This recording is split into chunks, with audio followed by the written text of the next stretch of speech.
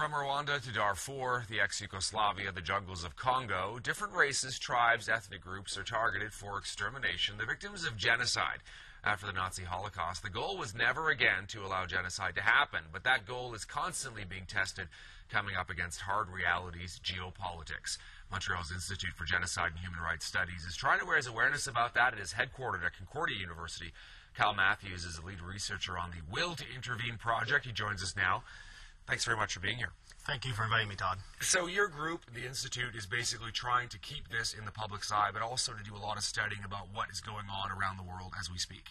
Exactly. I mean, our main goal is to educate everyone about genocide prevention, including politicians. And an interesting thing that we led for the past 2 years underneath the Will to Intervene project, we've been interviewing 80 of the most senior level politicians that were in power in 1994 that made the decisions in Canada and the U.S. about the response to the Rwandan genocide. So we've produced a major report that's being published as a book in September, and we've been going around the country trying to communicate why genocide prevention needs to be accelerated on the foreign policy platform. Let's talk about the Rwanda example, because we're taking a look at some footage from back then in the mid-90s, probably the highest profile case of genocide in the past 20 years. Canada has apologized. The Governor General was there. Bill Clinton says he regrets not doing more when he was in the White House. Has the world learned anything from this?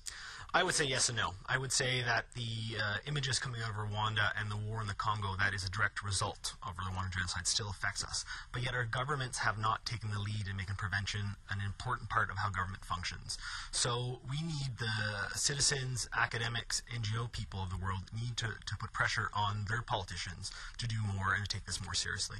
We talk about, in the last couple of years, the situation in Darfur, and we've seen that escalate in the Sudan, and the idea of attention and sympathy, and a lot of the celebrities getting on board to try to raise awareness about it as well.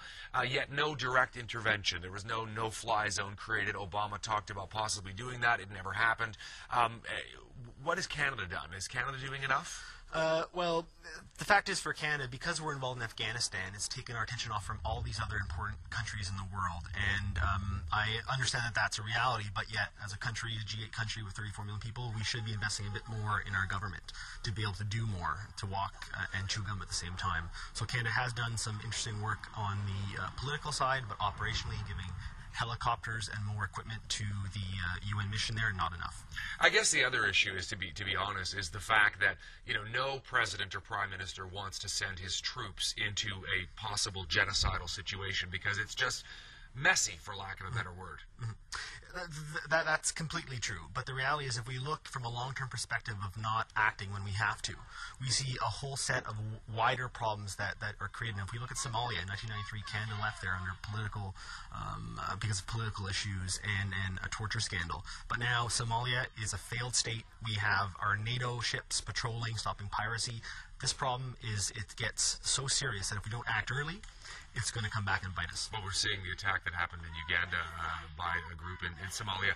Right now we're looking at shots of the Sri Lankan community here in Canada, and this is another example of sort of a diaspora, where the idea of Sri Lankans living in Canada trying to raise awareness about what they consider genocide happening against the Tamil minority in Sri Lanka. Yes, well, I think for us and for the watchers today to know is that Canada as a country has dramatically changed.